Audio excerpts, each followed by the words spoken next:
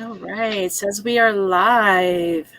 Welcome to today's show. I am Majestic Michelle, and I am in Minnesota right now, and you can get a hold of me at healingwithmichelleadams.com. And then along with me today, I have Sherry joining us. Sherry, do you want to introduce yourself a little bit? Sure. My name is Sherry Huss, and I am a psychic medium and healer, and I do divination cards. You can find me at Spirit Closure with Sherry on Facebook, the easiest way, or just messenger me on Facebook. Awesome. Well, today we are going to be talking about unconditional love. And the reason why I picked this topic for this week is that there is so much stuff going on in this world that I think we've lost touch on what unconditional love really, truly means. Because I know for me, it does not mean I'm only going to love and honor the ones who think and do as I do. Right. It means that as long as you're a decent human being and you're part of my group, I will love you and support you, even though I may not always like what you do or agree with you do. And so we're just going to have a little conversation about unconditional love. And Sherry, what does it mean to you to have, what does unconditional love definition mean to you?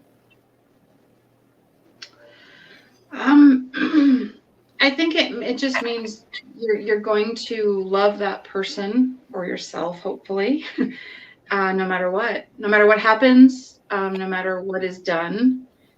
It doesn't mean you're a doormat. It just means you can appreciate and have love for that person no matter what. And I think you actually kind of hit it right on the nail when you said yourself. Because a lot of people don't realize that in order to have love for somebody else, you actually have to have love for yourself. Right.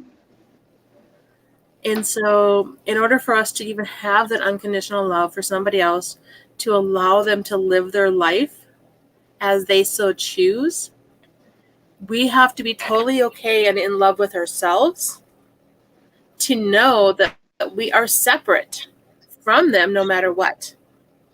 Right. And I know it's really hard sometimes for us mothers that, we have kids and seeing them off into the world and we're like, ooh, but they're doing this and ooh, but they're doing this. But it's like, no, that's their choices right now. Mm-hmm. And they have to work through it on their own pace. Right. So, Sherry, how have you seen the lack of love or lack of unconditional love affecting the world in today's society?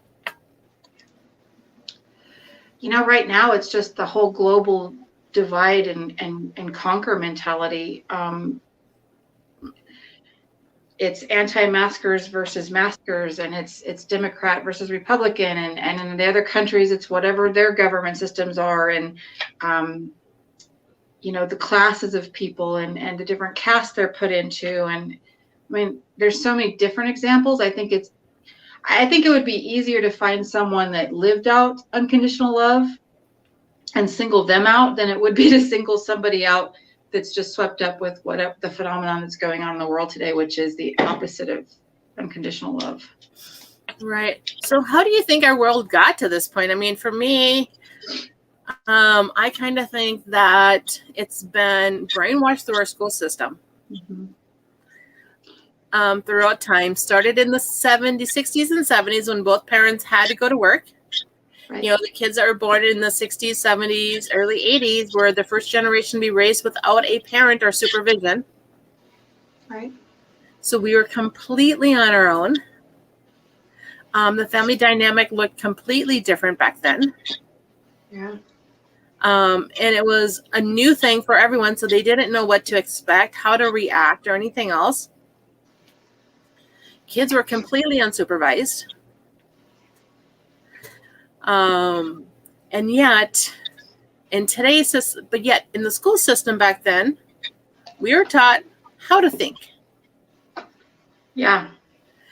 And today, I know even with my kids, when they were in school, even though they've graduated for a while, they were being told what to think, what to know for that test. Right. Teachers were teaching to the test. It wasn't that, hey, we're going to give you the information And we're going to see if you can retain it and to see how you process it. But we're going to give you the right answer to hopefully you can remember it. And then they also had, I think, in school, which also I think really contributed to this, is all these group projects. I think, like, they help in a way because it teaches them how to work alongside with other people. Right. But yet when other team members get after one team member for not doing their job, then look at what's going on in society today. We have one group yelling and abusing the other group for not doing what they're supposed to be doing. Yeah. I would agree with that. I think also it goes back even further, from the beginning of time. I know in our culture or our Western religion, or I don't know how to say it. Like, I can remember being in Sunday school and being taught that Eve was bad. Like, women were bad because Eve was the first sinner and it's all her fault. And then we learned the Bible story, Cain and Abel, and one of them got jealous and they picked up the stone and killed his brother, and he's bad, and poor little, the one that I can't even remember anymore. It's been so long. But with Cain and Abel, that dynamic. Cain was the dark one. Abel was the light one. Yeah. And so it's always been that dynamic of good versus evil. And instead of being painted as somebody that, he didn't see himself as valuable, and we don't know the story. Maybe, Cain was not the golden child and he felt, kind of unworthy of that, and he tried to take it by force, whatever. We never hear this sad story behind it. The narrative in the media, in the Bible, in history, all of these things are always, there was always a bad guy, and because these people followed him, now they're bad. And so I feel like it's been that way since probably the beginning of time, because I see it in other cultures, sacred tales and stuff. So maybe it's just man's nature. Do we want to go down that rabbit hole? No, probably not. But I mean, I just see it as being so far ingrained in. Yes. Yeah, there's always a right and wrong, a bad.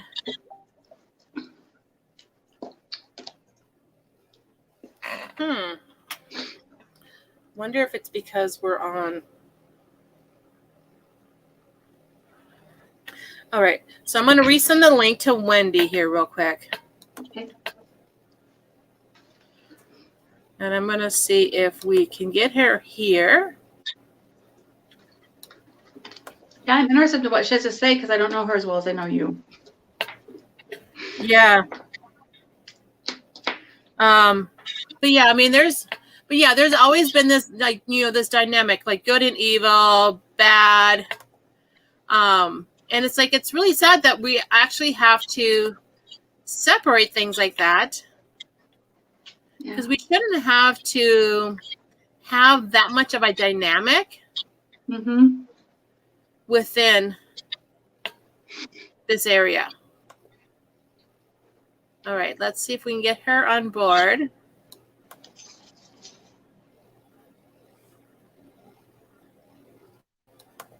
If not, I can try to send her an email again. I can't remember how that seemed to last. Yeah. Let's see if I have her up on my email list.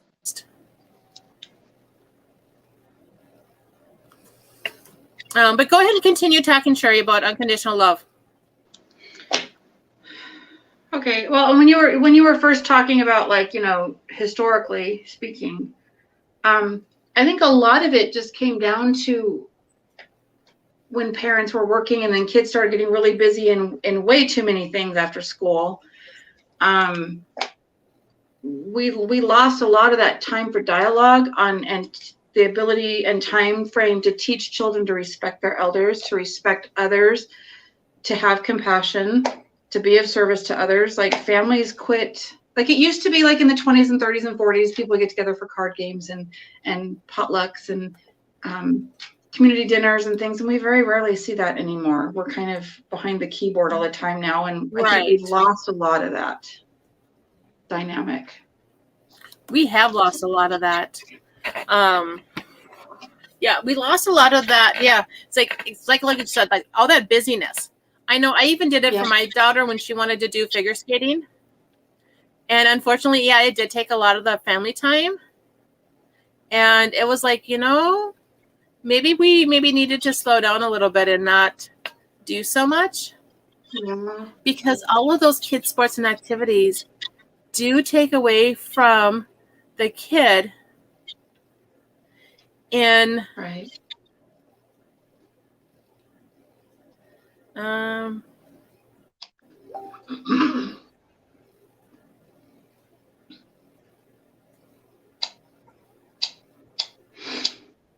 I going to click on the 3 dots?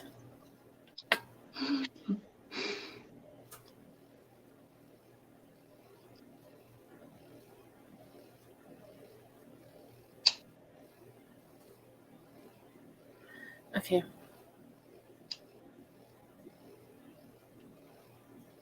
Poor girl. I know how frustrating it is when technology doesn't cooperate. Right. Exactly. I'm like, okay, now where was I? What's this mind concept thing of mine?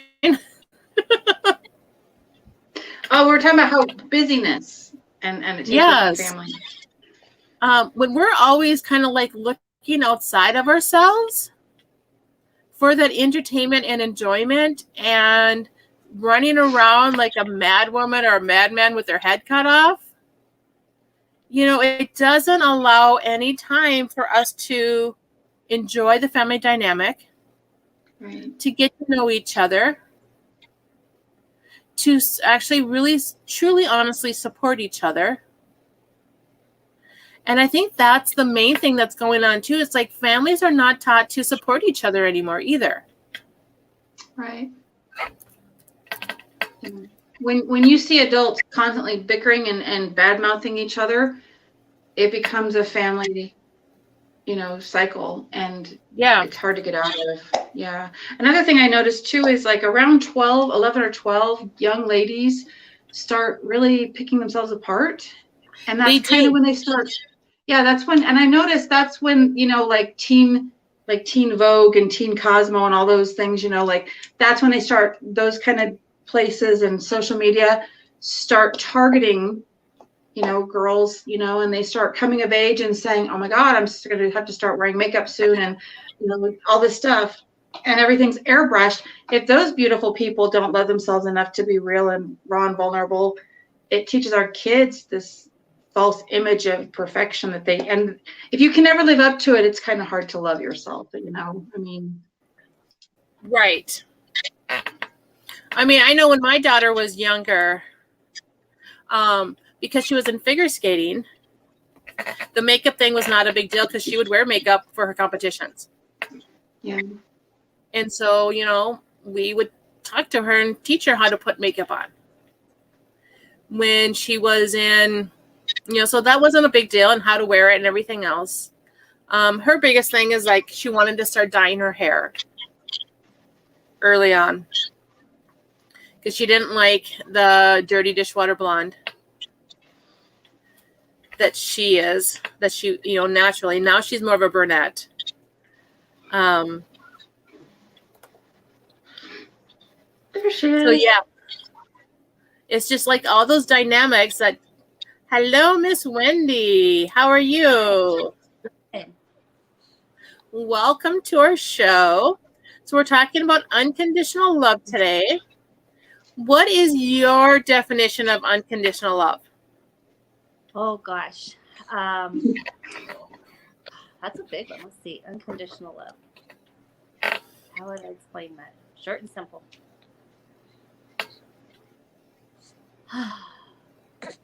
I guess through the good, through the bad, it's just never ending. Yeah. Yeah, the support. Always there. May not always like what they're doing, but as long as they're not hurting themselves or other people, kind of allow it to be. Yeah. So we've been kind of talking about how we probably got to this point where unconditional love has pretty much left society. Especially, I mean, it's really been shown these last couple of years when everything's been divided. So I mean, kind of looking back into history, talking about like when do we think when it left? Why did it leave? How did it leave? Some of the things we've talked about is back in the 60s and 70s when both parents were starting to work. It was the first time that kids were left home alone. And then that left our generation to go, wait a minute, I don't want to leave my kids alone, but they need things to do after school. Because if we have to work or whatever, they need something to do. So left them into sports and being completely busy, which then did not leave a lot of time for their family dynamic to talk and giggle and laugh and honor each other's differences. Because everything was being forced outside the body for entertainment versus coming within and knowing who we are. What are some of your inputs on all that? Oh, gosh. To be honest, I agree. Things changing in the home and kids, more moms working, roles changing, the effects that had on kiddos. The focus has just changed. I think that's the biggest thing is, like you said, kids, I don't want to say are more left to their own, but in a sense I feel they kind of are. I just those roles have changed. It's shifted, and I think we're seeing. Oh, how do I say that? We're seeing those effects, I believe. Yeah. And then I feel like then older siblings, in turn, can you burp you? Are left with younger siblings, and I feel like you're kind of seeing that trickle down. So another effect from that. And I kind of think that's where some big changes have happened, in my opinion. Yeah, because I definitely see that even within my family line, where my mom's oldest sister, who she lives with, was the one who babysat and took care of all the kids.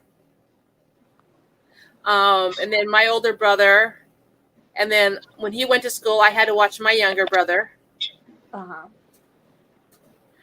And then, I mean, I knew early on that I was on my own in this world because of the way my family dynamic was. Yeah, I remember being in 5th grade. I don't think it was quite 6th. It might have been 6th, but 5th grade. And, one of my good friends, we were always at her house. My dad was a single dad of 3 kiddos and a little one, a newborn. So that's kind of the way it was. The older ones taking care of the younger ones, helping out. But around 5th or 6th grade, I remember my friend, they had a baby and mom had to go out and help. And I mean, we had a baby in our care, yet we're, kids ourselves. I couldn't imagine, honestly, right now, leaving a 5th grader or a 6th grader home alone, but with a little one in our care. So, to me, I mean, yeah, my younger brother was only 4 years younger than me, and I was babysitting him at the age of 5. Yeah. Oh my goodness, 5? Oh wow. Yeah. Relatable. Yeah. I mean, that's just the way it was back then. So we were definitely latchkey kids. Like we were saying, the roles have shifted. And I just thought, I forgot my train of thought. I'm sorry. I got my hands a little full right now. That's okay. So I know for me, that's a really good point, but hopefully it'll come back to me here. For me personally, I did change that dynamic. I think my daughter watched our son for 1 week. When we moved to Colorado, she was 11. He was 9. She was going into 7th grade, so she was in middle school when we moved to Colorado. And there was just 1 week where I was starting a new job, and he wasn't. He hadn't started. Like, they're about to start school too. And so there was just that 1 week in between, and that was it. That was the only time she's ever watched him. And then later on, when they got older and they were able to stay home alone, like going, okay, Ann, you're in charge of yourself. Jarrett, you're in charge of you and the house. Yeah. Just kind of play off their strengths. But yeah, I mean, I was like, nope, we're changing this dynamic. You two are brothers and sisters. You guys need to learn to support each other. Because having that one child as a parent, they never leave that role when the kids grow up. And then that's hard on that dynamic as adults.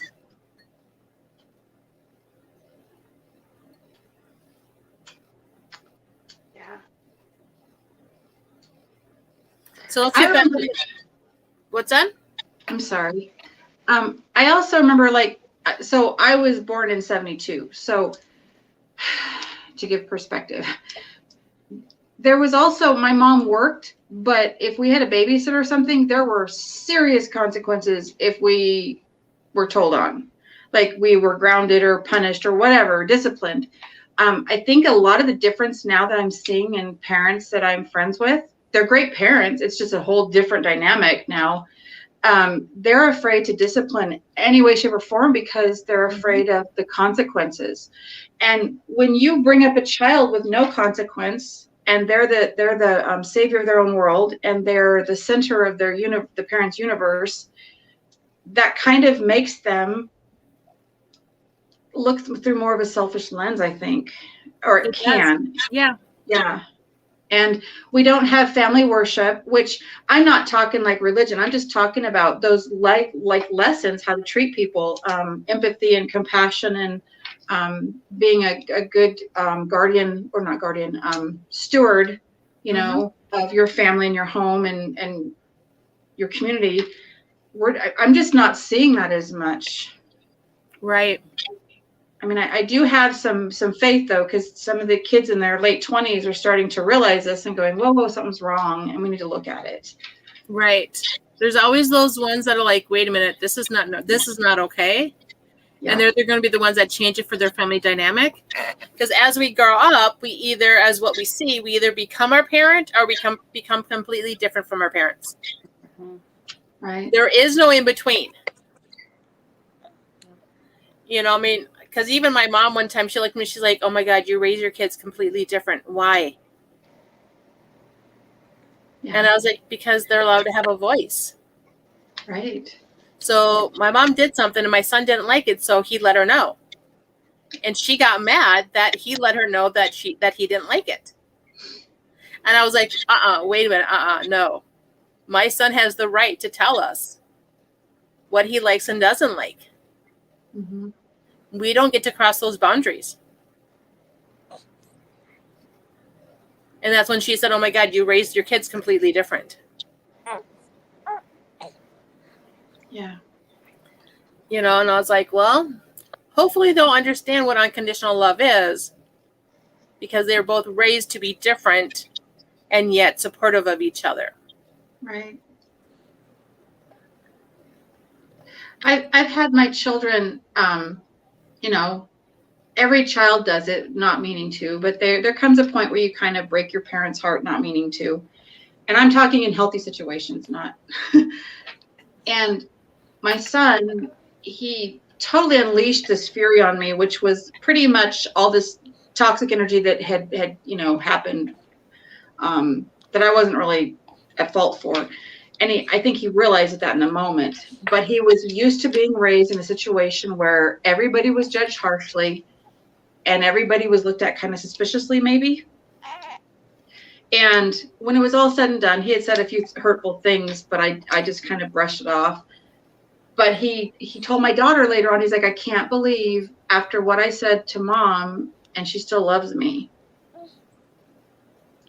And when I heard that, I was horrified, like, why would that ever come out of a child's mouth anyway? Right. And apparently it was way worse than even I realized, you know, as far as, like you say, not having a voice. And if you did have a voice, you weren't accepted. And if it was something else that they believed in, you know, differently. Right. So I think it all starts in the home. Like, we are absolutely, no matter what we've been through, 100% responsible for our own healing, so that we don't pass that generational trauma onto our children, you know, or learned behaviors, you know, whatever you want to call it. And yet, the interesting and fun part is that once other kids do recognize it, they get to choose to have it or not. Right. Right, for sure. You know, we don't get to, you know, they get to choose too. I mean, everything's hereditary, but yet nothing's hereditary. Right. So it looks like Wendy had to pop off for a little bit, taking care of the little baby there. Oh. But yeah, I mean, unconditional love, I think, is one of those things that we need to really get back into this world.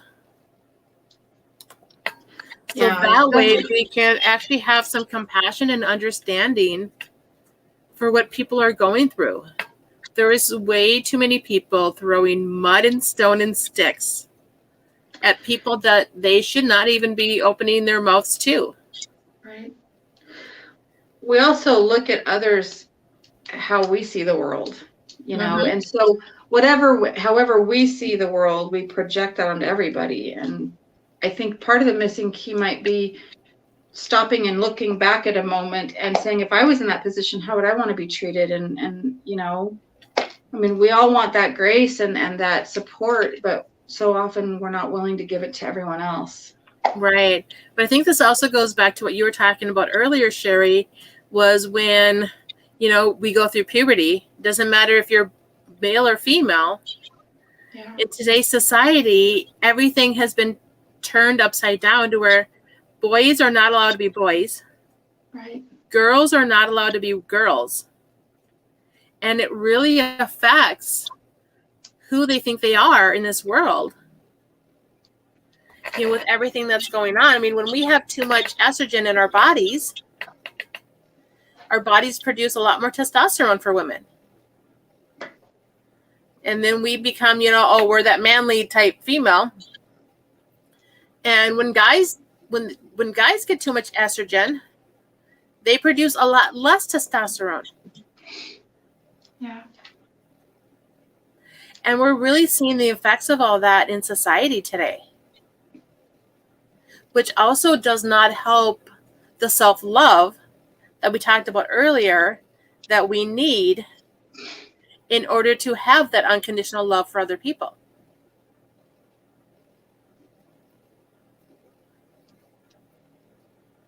Yeah. So what are some techniques or some practices that we can do to get our self-love back so we can love people unconditionally?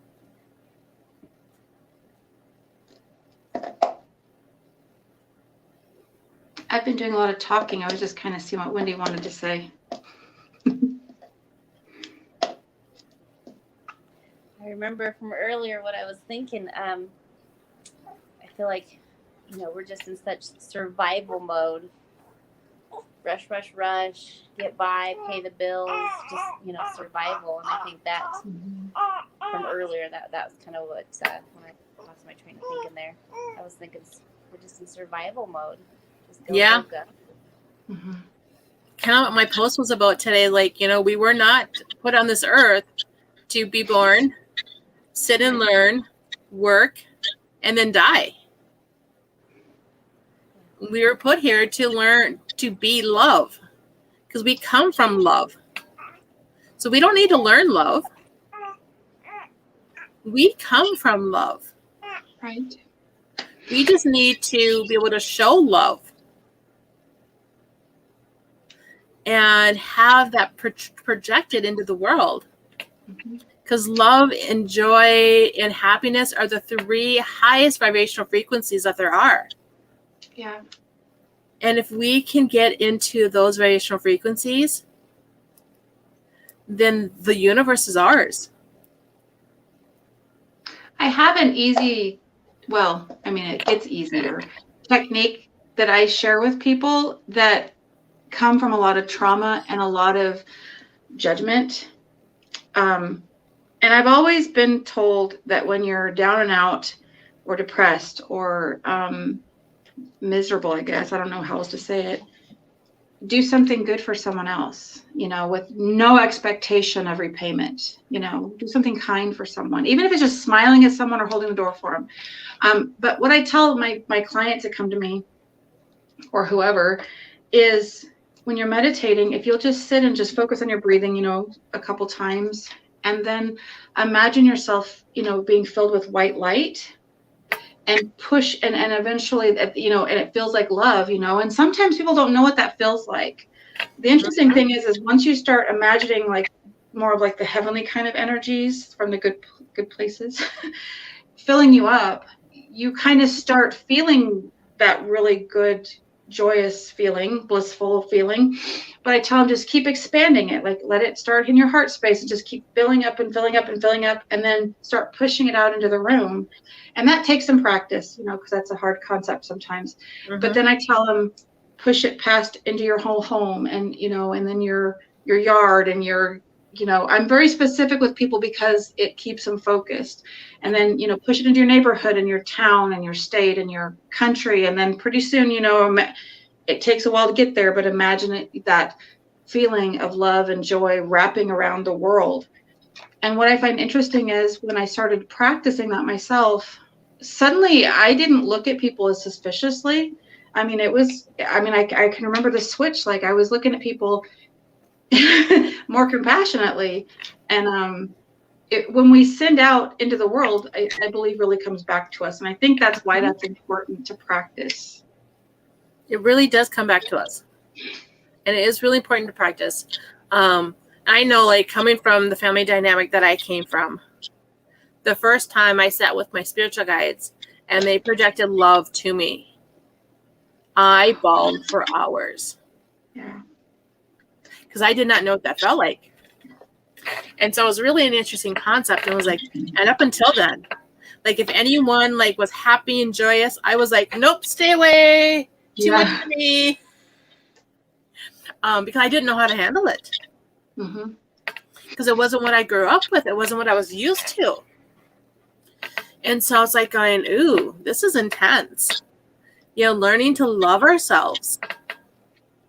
And to fully go, this is my body, my vessel. How can I take responsibility for it in this lifetime?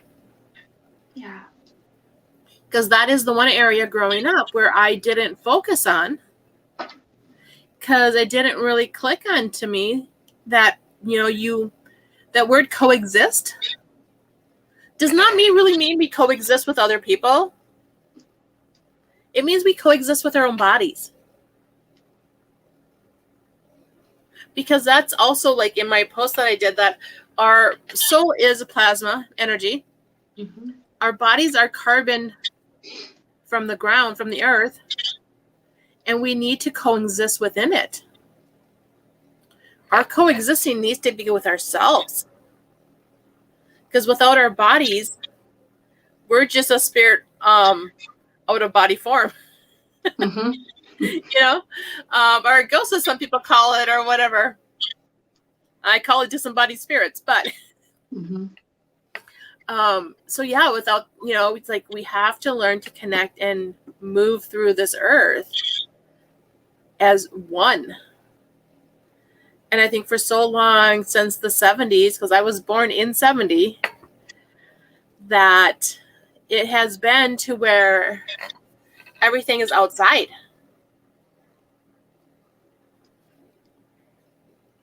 Yeah.